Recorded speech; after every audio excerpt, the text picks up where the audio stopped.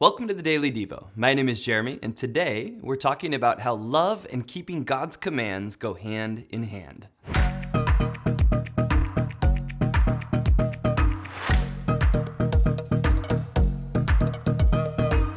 John 14:15 is a pretty short verse. It says, "If you love me, keep my commandments." In these simple words, Jesus reveals the deep connection between love and obedience.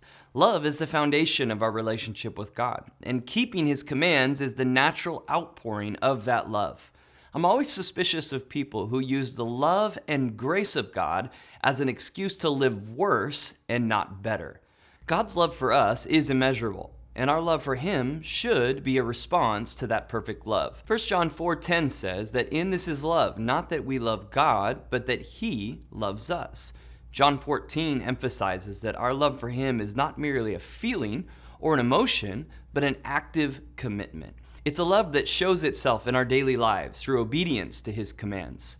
Obedience to God's commands is not about blindly following rules, but a heartfelt response to His love. It's an act of trust, demonstrating that we believe God's ways are better than our own. And when we love God, we desire to walk in His ways and honor His guidance for our lives. Obedience is a tangible expression of our love for Him. Throughout the Bible, we see that love and obedience are interconnected.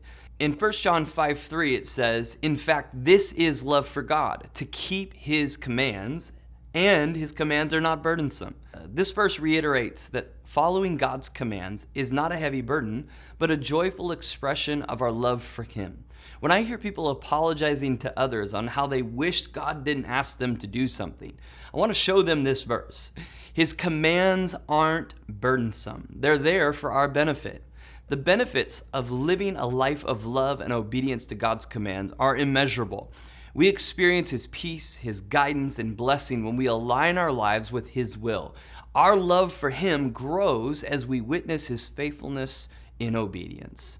The ask here isn't perfection.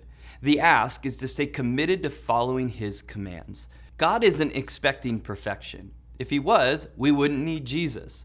We don't come to God when we are good enough. We come to God because He is good. So ask God to help you. What's an area of your life that you've been wrestling with? Have you allowed God into that space? Take time and pray today and ask for His help. Find a scripture verse to stand on and to trust Him. Thanks for joining us today on the Daily Devo.